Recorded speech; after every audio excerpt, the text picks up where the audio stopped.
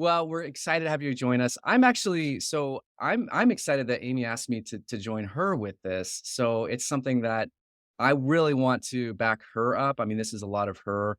Just want to and reinforce for you, Amy, that this has been a lot of your work, and I'm just grateful to join you with this. So what we wanted to say, we know this can be a difficult topic and a sensitive topic. We've both intentionally wanted to make this as interactive as possible. So feel free if you have questions or comments along the way. We want to make this as helpful and supportive as possible. But if you also feel uncomfortable, you can also direct message us and we'll try to respond to those things as well. So, Amy, anything you wanted to say? No, just echo what you just said there. Dan and I share the same style. We really do want the interaction. We want the questions, mainly because I hear myself talk way too much. So I would love for you all to join in.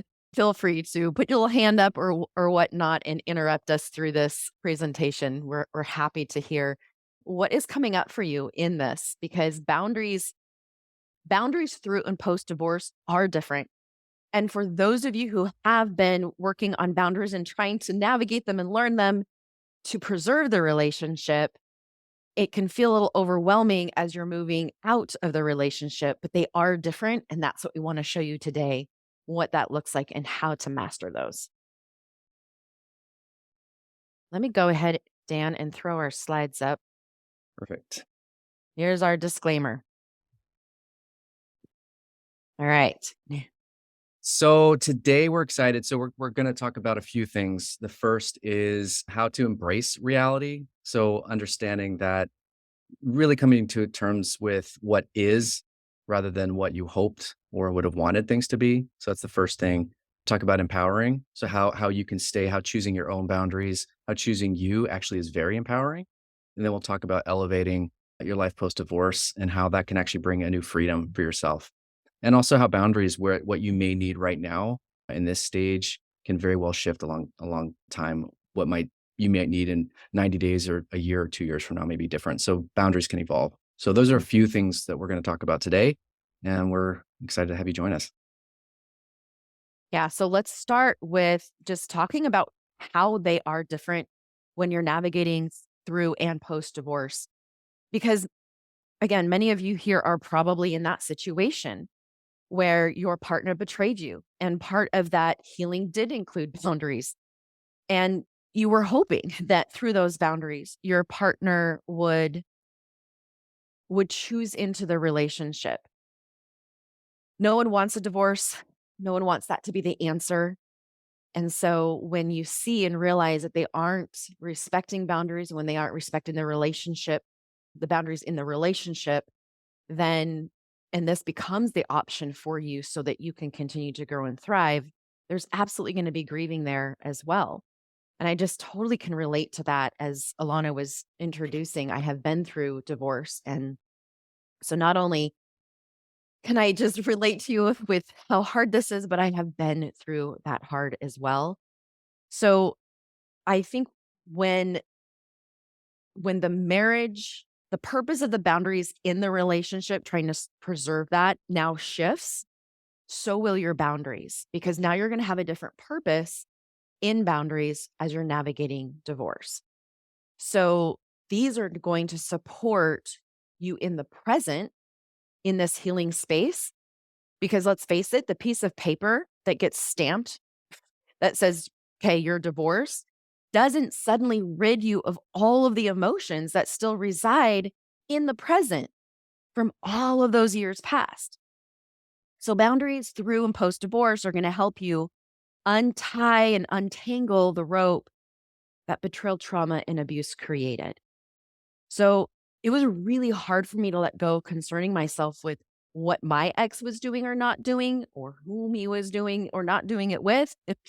Without those personal boundaries, I found myself spending way too much time becoming detective on who the latest fling was, or spending an hour responding to his latest text message, those that were not necessary for me to respond to. So, this created such an unhealthy sense of independence, unhealthy communication. It absolutely impacted my ability to thrive and grow and create a new life for myself. This limited my ability to create a healthy normal for myself and really for my children. And I know a lot of you have so many concerns when you're dealing with divorce on how this is going to impact your kiddos. So being an expert in boundaries and shifting those now that you're navigating divorce is going to be so impactful for your children as well. Okay. And just a question, like procedural, did we do the poll? Is that in the works? Or how do we do that? Oh, let me just ask real quick. Yeah. How many of you, I'm going to stop sharing real quick. How many of you, maybe throw in the chat A, B, or C? So, what is your current relational status? Put A if you are in the relationship where you experience betrayal and just wondering what's next. B, if you are in the process of separating, divorcing. C, if you're divorced. A lot of divorced, a lot of navigating. Okay, Thanks, thank you for everybody. that. That's really helpful. Yeah. Let's do one more. I'm curious. Okay, let's do this one. How do you think boundaries after separation or divorce can help you heal? Put A if you have no idea and that's why you're here. Put B if you think that they can create more safety.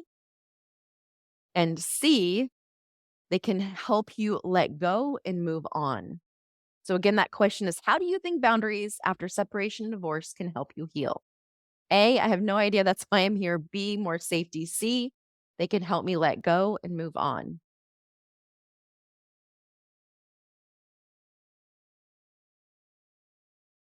A lot more safety, let go and move on. Yeah. Perfect. Okay. Love it. Thanks, everybody. All right. Okay. I'll put that slide back up for you, Dan. Thanks. Thanks, everybody. And again, we recognize this is a vulnerable topic, and I'm so grateful we have this track. I mean, I don't usually see this at conferences to have a track for those that are in the process of separating or divorcing. I mean, I know that can create extra um, differences and maybe even alienation or isolation for people because this is something that we haven't addressed as much in our community. So, but the first thing, and to come to that, actually, the first thing really to come to terms with is embracing this new reality. The things that nobody that I know of gets into a marriage or to a relationship expecting separation or divorce. This wasn't the first choice.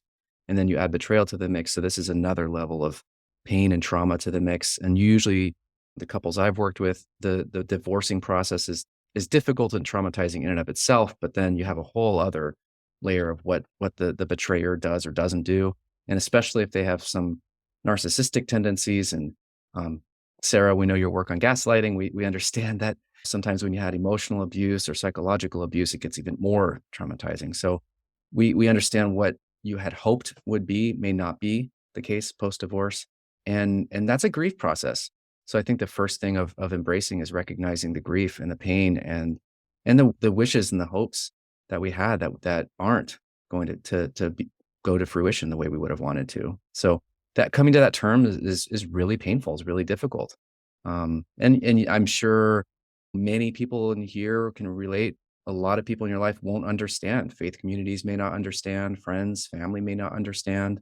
Even some people in betrayal healing or recovery groups may not understand. So finding that community of people that can support and care for you is really helpful. So just embracing those new realities that are there for you, the finances, the new roles that you have to take on, and just coming to terms with that and be able to grieve through that and get the support that you need. But this takes time and intention. Yeah, it does. And I noticed not only in my own experience but with clients that this is where letting go of the control that you don't have control over can also bring added grief. I jumped in on the last session with Kim and one of the questions was talking about that like what if he's now that we're divorcing and my partner just gives up all work on themselves and on their recovery. that's one of the things that if we're moving towards divorce, we're letting go of. We're letting go of worrying about whether or not they do recovery work and focusing more on our continued healing. And that can be really, really challenging and bring a lot of grief. But embracing the fact that you don't even have really the right to know where they're at in their healing journey when you are divorced or navigating divorce. And that was, I'll speak for myself, that was really, really hard. So, how do we practice embracing? I'm going to go through these fairly quickly just for time purposes, but I like with this idea of acceptance, I put acceptance into two categories. I look at it as the foundational acceptance and then transformational because I see that there's this space where it's really, really hard, especially if you're letting go of some control that can also bring about the grief that we talked about. So it can be scary to think that, like, all of a sudden now I'm just supposed to be over and done and healed. No. So leaning into some foundational acceptance where we're going to accept the emotions. We're going to accept all the emotions and embrace them. Really learning how to feel those feelings in our bodies is part of this embrace. Embracing that, like Dan was saying, we have a new reality. So, doing that with self compassion, being really kind, really understanding with yourself, being that friend, gentle, so gentle with yourself. One of the things that I hear come up a lot, and Dan, I don't know if you hear this as well, but I'll have clients that have been divorced maybe for a year, year and a half, and they'll say, I should be over this by now. I should be healed by now, or I should be in this space.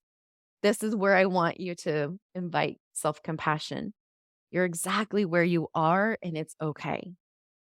Give yourself that acceptance of where you're at.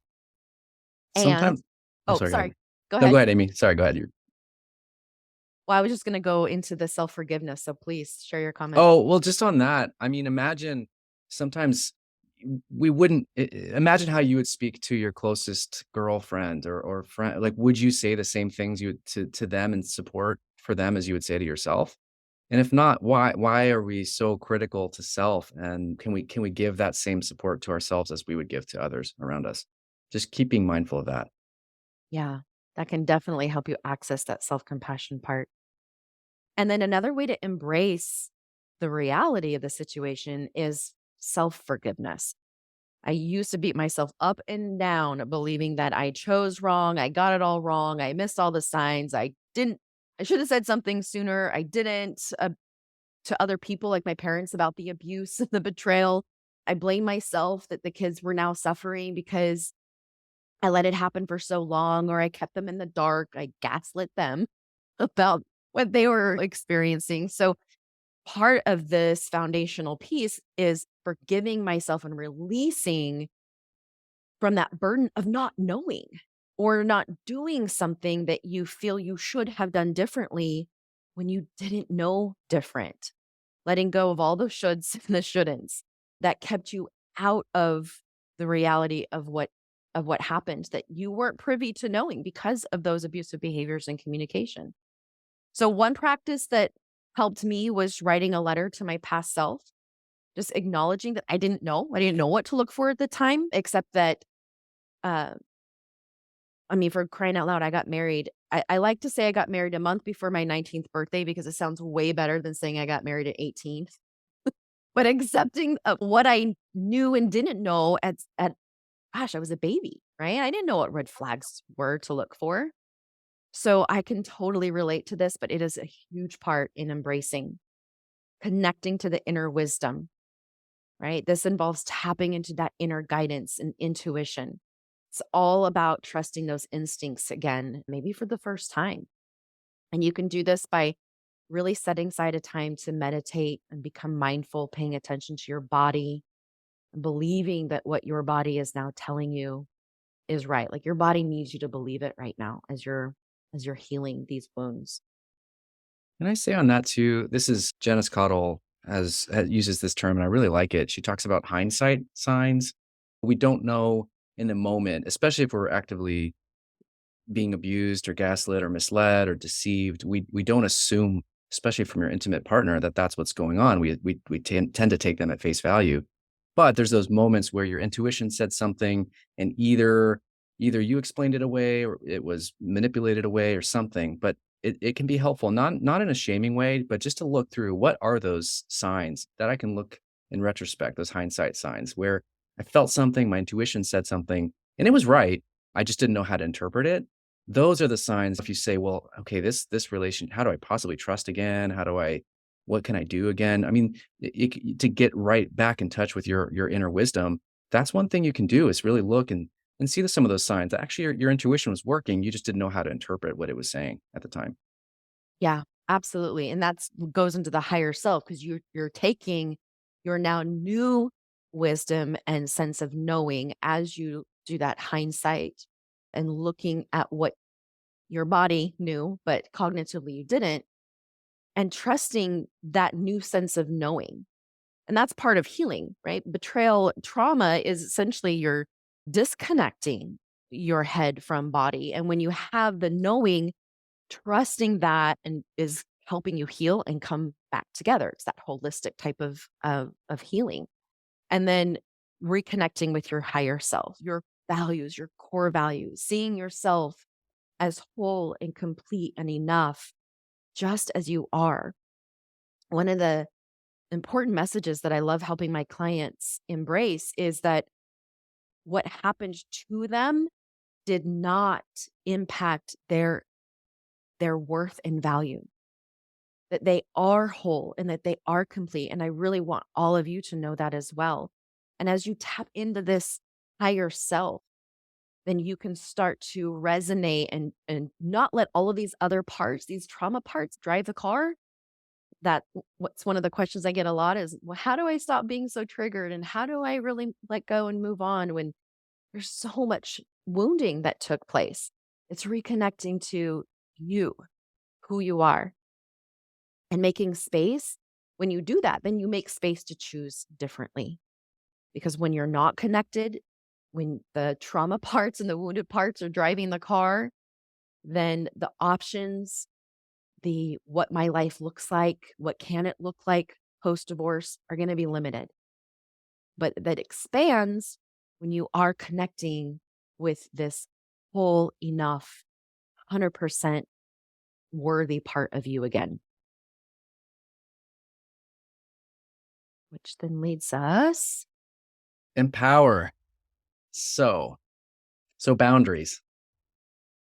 So boundaries. It's most I imagine most in here, most of our clients have tried to done the relation to do the relational work to heal and restore, and for whatever reason that hasn't prevailed.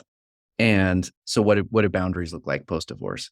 The first, it's natural, maybe feel the instinctual thing is to set the same type of boundaries you may have done prior to the divorce, which are more relational. When we talk of betrayal healing boundaries, there may be a lot of requests in there. So it may start with I need transparency in this relationship. So making requests about what types of things like covenant eyes or some sort of filter or accountability software goes on phones. Well, post-divorce, Amie said this earlier, post-divorce, some of those requests, now the betrayer's boundaries, what they do with their own recovery is on them. There's the We don't have access to that. You don't have access to them and their recovery anymore. So I've had some people ask for, I still want to get the Covenant Eyes reports, or I still want to do, you just unfortunately, and that might be painful, at this point, those boundaries, we can't do the relational boundaries post-divorce the same way you did in the relationship. So what we have to come to terms with is those boundaries are now the boundaries are less about the other, less about what your requests are from the other or for the other. They're really about self. What are the boundaries I have for me? What are the boundaries I have for myself? So that's a whole paradigm shift, which is another grief journey, right? That this is something that I have to come to terms with, that there's so much what's in my control, what's not in my control, but coming to terms with that, once you've done the embracing work, that actually builds a lot of freedom because we find agency and we find what we can control. So that agency is actually really critical and really a huge part of trauma healing and self healing. Yeah. Yeah, and I noticed that a lot a lot of my clients who are afraid to really let go of that sense of control or those boundaries that really you don't have, or information that you don't have really a right to know anymore. I've also noticed how this is tied to grief too, because if you really let go of that, it can solidify the finality that that relationship really is over.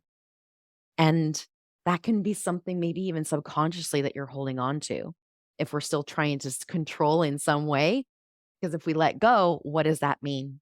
And that's a great question to ask yourself. If I did let go and I don't have this boundary and I can't control when he introduces people to my children, then what does that really mean for me and about me? It's a great self reflecting question. So, like Dan said, your ability to choose, especially when you didn't choose your trauma, it is vital to your healing journey. The principle of agency is what gives you empowerment. It's your ability to take your power back. And you can access your agency when you let go of what you can't control. I love how Byron Katie says it. You have God's business, other people's business, and your business. And you can only control your business. And this is why having boundaries with yourself is so impactful because it's what you have agency over. So when I let go of wondering who he is with and what they're doing, when I let go of what he's saying to others about me or whether or not they believe him, when I put to rest the justice seeking and the vindication, all of it, what he did without seemingly all those consequences, when I let go, then I feel more free than ever in my life. Okay. So Mm. let's just pause here. I want everyone to look at this list and just notice what comes up for you emotionally when you look at all the things that you cannot control. And this is where I would love to get some back and forth in the chat.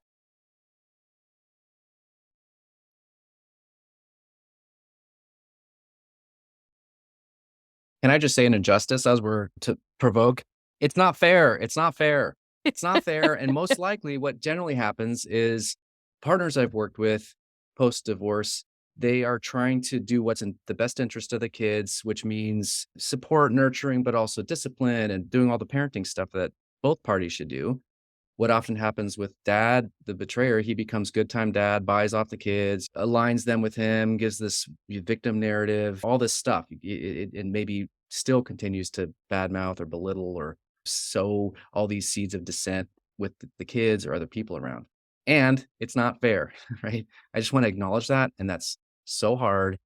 But to try to then come in and control those things that we don't have control over, it doesn't work and it will backfire. Yeah. So, oh, there's some chat. What are you noticing come up for you? The hardest part was when his moral shifted and it created confusion on the kids. Yep. Yeah. Hmm. Yeah.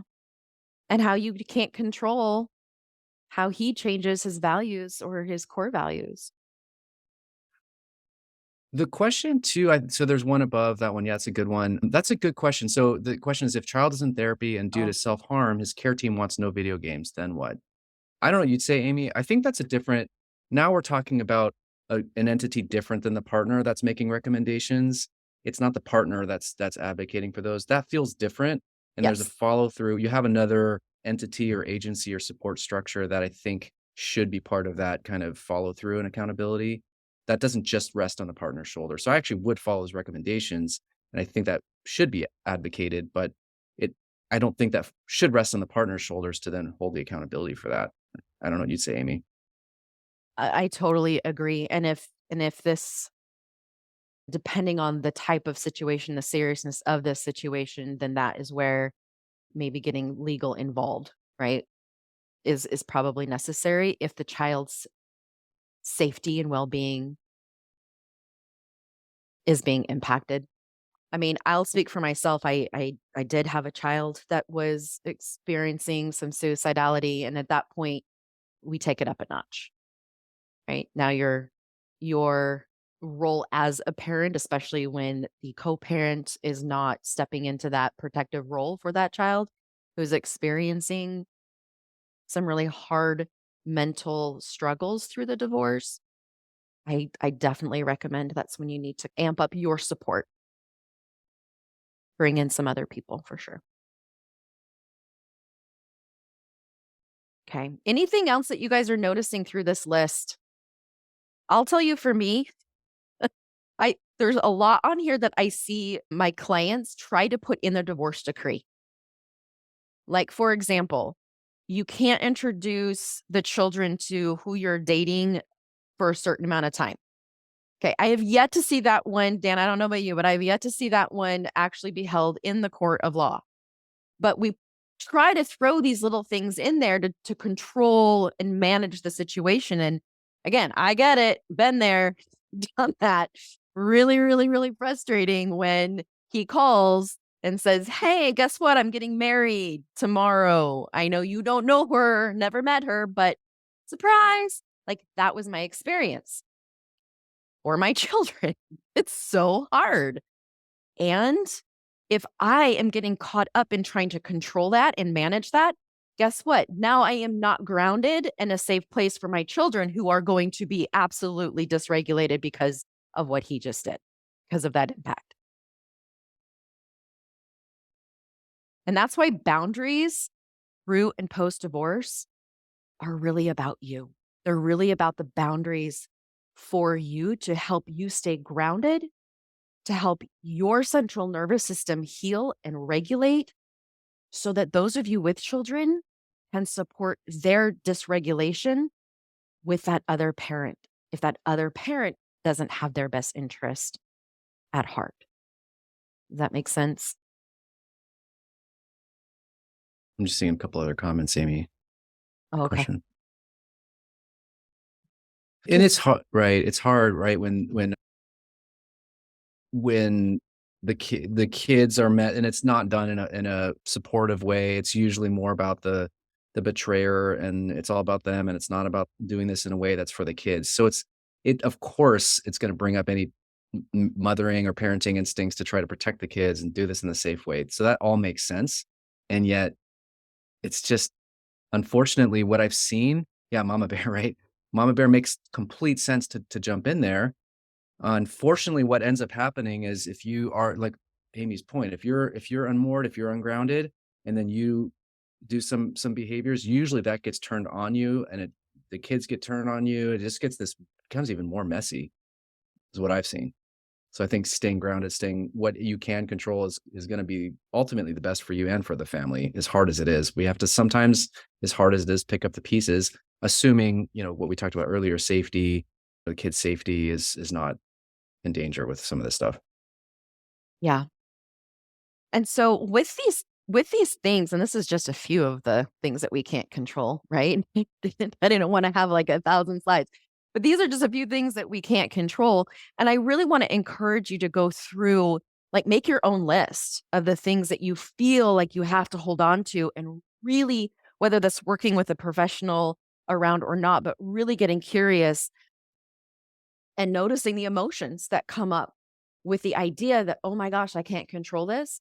Another personal experience is just like child support.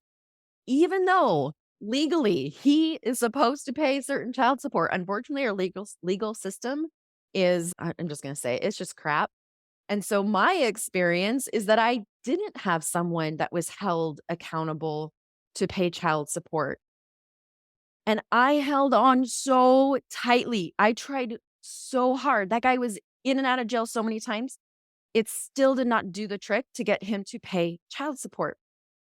But what I noticed is that when I stopped trying to control that and letting really that control me on whether or not and how I was able to support my children, once I let that go and I accepted and embraced the reality that this guy isn't going to pay child support, he isn't going to make this a priority or a value to him to take care of that financial responsibility for his children. And when I really let that go, guess what? It gave me more energy to step in to my sense of empowerment to create a business, to provide for my 4 children. It showed me options that I didn't see before because that energy was being used to try to get him to do something that he wasn't doing. And so as hard as this is, I get it, and I've also experienced what it's like to let that go and step into my own sense of empowerment. Totally. So here's what you do have and can have boundaries around. Separate spaces. I was telling Dan earlier, I had a client who with this first one, I had a client who allowed her ex to just walk in her apartment. I actually hear this a lot. This is not uncommon. I hear this pretty Yeah, frequently to keep the, and it's in under the guise of, I don't want to, for the kids, I want to make sure that the kids don't have this disruptive experience where they actually have a dad that can show up. But what ends up happening to your nervous system when he shows up and he just walks in and there's no actual permission granted to show up now? right. Now you're activated in your safe space. Now, what does that do to the children's central nervous system and activation? So that's what we're really trying to look for here with boundaries is protecting you, protecting. I love the analogy, silly as it is, or probably overused, but just like this garden, right? And your roots, they need that nourishment, they need safety. And if your partner walking into your space is like him taking a shovel at some of your roots, now you don't have the strength to flourish and provide the sustenance for your children to partake of. Dating relationships, you can absolutely have boundaries around what you tell him, what you don't. Any of these, as you look over these boundaries that you do have control over, wondering if any thoughts or questions come up. Oh, here's one. With support groups, is it helpful to have different groups for those moving towards reconciliation and those towards divorce, or can the two coexist? Dan, You have a what's your thought? experience with that? They can coexist. My recommendation is separate just because there's so many uniquenesses about the two that I think both can trigger each other in some ways. I mean, I think depending on the groups, I don't know what everyone's saying. We actually have some people here on this actual video who have their own groups and things and supports. So including you, Amy. So I don't know what you'd say. I think separate just because the value, there's just so many unique considerations for both. Yeah, there's a lot of nuances. And just from my experience, I've noticed that, and why we're doing this presentation is that specifically with even boundaries, a lot of these healing tools that you've learned in the relationship are different, applied different. They're motivated by something different when you're navigating divorce. One thing I will say is if the group is a betrayal trauma healing group, betrayal trauma is still, whether you stay or go, is still going to be there. So there's still there. There's just uniquenesses based on each way this goes. So someone who I make up that. It might not be the case, but many times when the relationship doesn't work out, I make up it's usually because the addict has not chosen recovery. They haven't really followed through with what they needed to do. They and if we boil it down to recovery being maturity, they are continuing to be immature and not really working on healing themselves or the relationship. So that's just different than someone who is really trying to do active recovery and take this seriously and work on it. That's just a lot different what the experience of it is. Yeah. Okay, so how can you stay empowered by creating boundaries through and post divorce? Taking this acronym EMPOWER, elevate your emotions and your expectations, really reflecting on what is showing up for you, identifying those triggers and being able to see, okay, if I one of the first triggers that I realized was the radio. Going through divorce, I hated the radio. I was triggered all the time by stupid love songs going through a divorce. And so that's a trigger that I can control. And I can feel a sense of empowerment by saying, you know what? I am not going to listen to the radio right now. I'm going to put on my own specifically made playlist. And that is how I can feel a sense of empowerment, making method of communication very clear. So actually, let me back up. With E, elevate your emotions and expectations. I also want to encourage you to recognize the emotions that are coming up when you do have those interactions with and around your ex. That is going to be your little like lights flashing, right? Like, ooh, something's going on here. Stop and get curious about what is actually happening. And then, do I need a boundary around this? Is this something that I can do for myself? For example, if I go to my son's baseball game, I can't control whether or not he shows up, but I can control where I sit. So if I'm noticing I'm getting really activated at that ball game, then what am I going to do and how can I be really clear? And maybe that is when he approaches me. This is all personal experience. When he approaches me, I can make it very clear that I am not in the space to have a conversation with him. And then I can, again, remove myself from that space. So elevate your emotions, make method of clear communication. How will you be responding? What feels good and healthy to you? Is it through text only? What feels safe right now? Pause and reconnect. Can I just Take- sorry, Amy, can I just say on that one, and just because you've made it clear what method you're gonna use doesn't mean that your ex will respond the same way. So they will you say, "I'm gonna communicate via text," they'll call you, email you, they'll do almost anything else but the way that you've actually asked, and a lot Mhm. of that, I think, is to knock you off center consciously Yes, or subconsciously. So just know, and I hate the saying, but a boundary is not a boundary till it's been tested. So just because you set a boundary about method of communication doesn't mean that it's going to be respected, but you still have the opportunity to not answer phone calls if you don't feel safe doing that or responding in a certain way that you don't feel safe with. You can still choose that.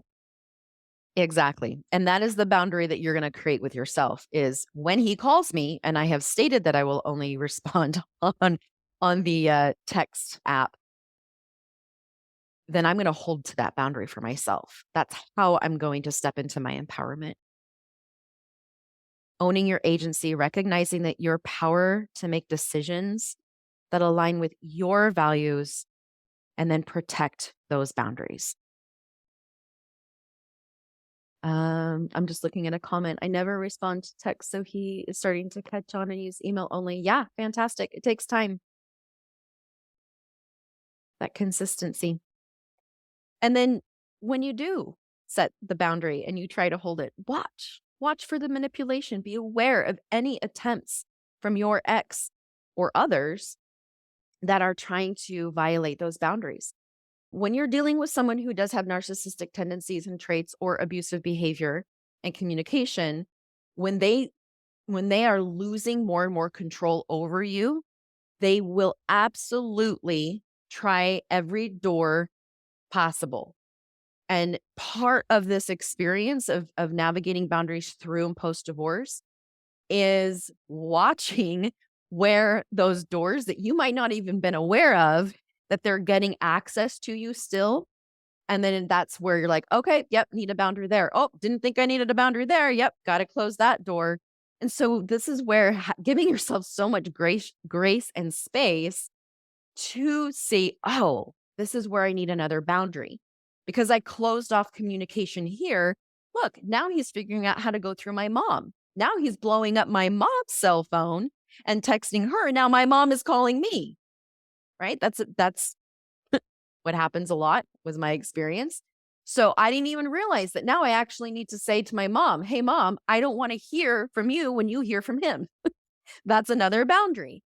And that's part of navigating the trickiness of this is that they will try to get through every which way. And once you have finally figured out all of those ways and he really starts to see that he can't control, then keep holding on strong, standing strong in your empowerment, enforcing the boundaries. That's the second E there. And then R is reinforce your self-care. It's exhausting. It is absolutely exhausting. And Dan, like you said, not fair that you are watching for all of these doors that he's going through and breaking down. So self care is so vital and important. Especially we're talking about intimate relationships, so especially if he knows the keys, if he knows the kind of weaknesses in your armor, so to speak, if he knows the things that are really gonna get to you, whether it's the kids or something, your kindness or something, family members, if whatever those things are, he will probably push those buttons. So it becomes even more difficult because now you have to actually stand firm with those things that are actually really difficult already and really, really part of anyway, so that it becomes even more difficult and more exhausting. Yeah. But once you do and step into that empowerment, Elevate.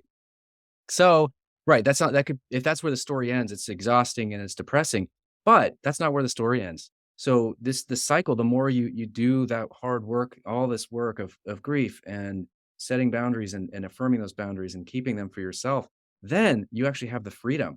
You have more freedom to then become more of the self that you want to be because you're not constrained, because you're not pulled back down by someone who doesn't want to help you thrive. You can actually help yourself thrive. You build community around you that helps you thrive. You're on a kind of empowerment spiral instead of this uh, trauma disempowerment spiral that can happen in a relationship that's not in recovery. You yeah, can become the kind of you can envision and pioneer and live out your own vision for yourself now.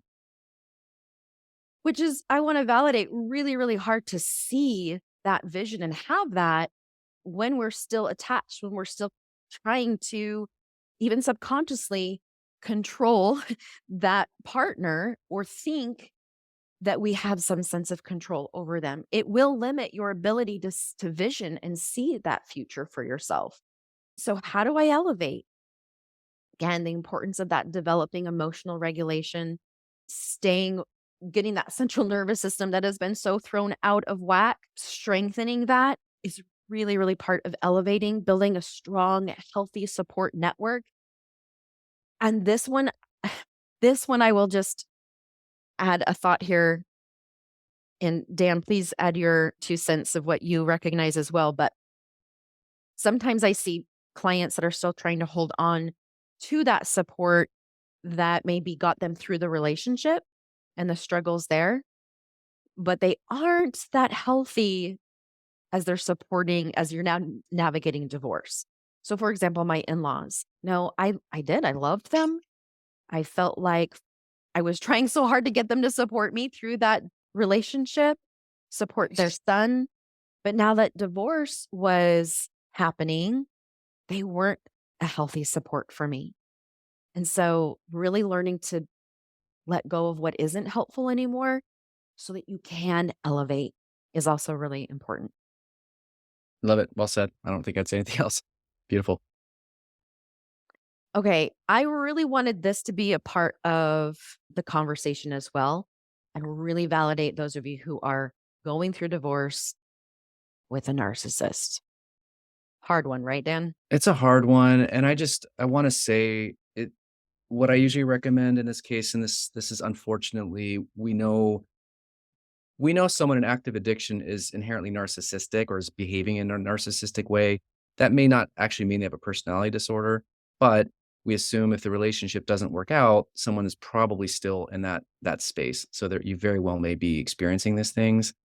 What I usually recommend to try to keep emotion out of it if you can, stay neutral positive. So don't a narcissist will they'll try to get you off balance. They'll try to see what's gonna affect you because then they can exploit those things. So if you can just keep and that takes a lot of work, but keep your grounding, stay neutral positive. Of course, if you need to set a strong boundary, you don't have to just be I'm not saying be fake. You can be authentic. I'm just saying don't let them see your they will use your vulnerability as a weakness and they'll pull for it. They'll pull for different things. They'll try to kind of get you to kind of um rock you off center. Another thing I find some of my partners talking about is almost like trying to play the same game as their ex, where they don't play by the same rules. Partners will not throw their partners will not use their kids as pawn pieces. A narcissistic betrayer who's the ex is not in recovery will. They may use the kids and you won't. So you're going to lose that battle if you're trying to play that same game. You don't have to. So don't I just find trying to okay, how do I outmaneuver him in this chess match? I think once we've gone to a chess match scenario, then the rules change, and they're gonna win if that's the thing we're playing by. So I think just being really careful with that, getting a lot of support. Yeah, don't try to play the game, and that they will try to manipulate your experience. I don't have a clinical way to say this, but I call it narcissist chaos tornadoes. I just see this happen too much. They'll do something where they know a button that's gonna get a rise out of you.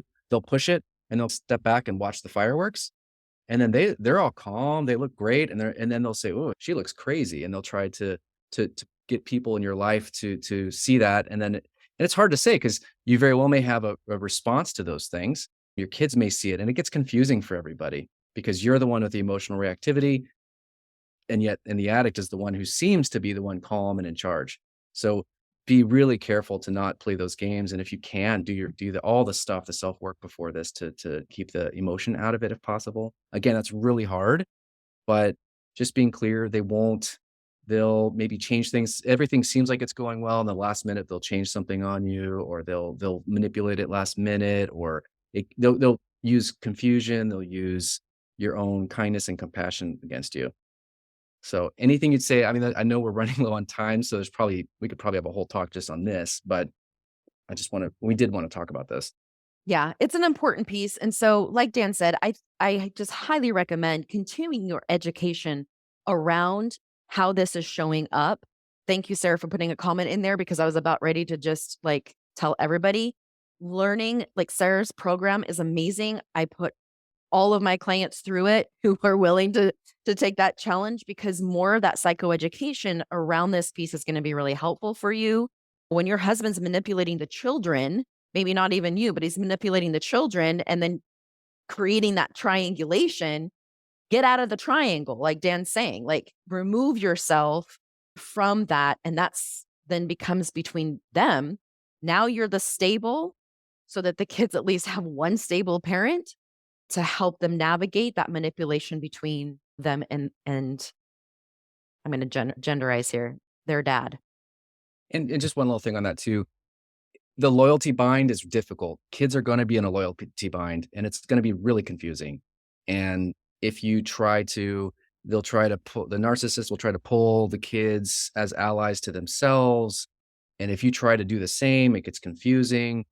My experience, it may not be now, it may not be tomorrow, but kids will start to see the dynamic play out. It may not feel fair at first, but ultimately over time, the narcissist will show their colors over time, and they will use the kids again. The kids will somehow be on the out, and someone else will be pulled in the orbit. So just give it time, give it patience. The kids may not understand right away, but I just usually see over time the game the game will shift, and the kids will become the villains in the story, and that's when things usually start to rebalance. Yeah, absolutely. And So just really I hate to jump in here, but you two have We one out? left and we have a hard stop. So yep.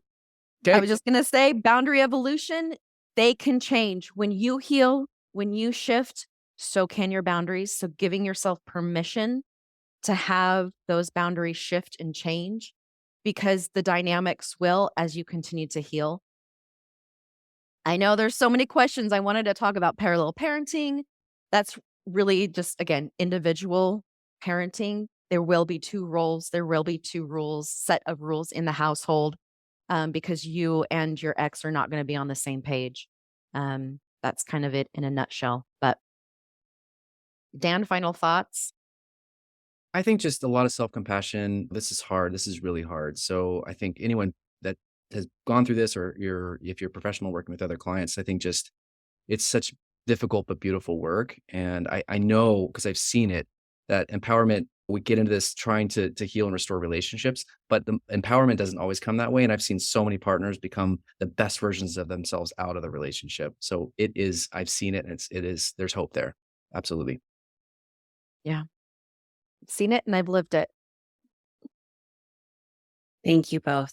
We could have definitely gone way longer with that. Thank you for sharing of yourself. Amie, thank you for putting that QR code in there. So Dan, thank you. Amie, thank you. And we'll close this meeting down so it can download the recording and then you can jump into the next presentation that starts in 4 minutes. Okay. Thank Thanks, you all. everybody. Thanks, everyone.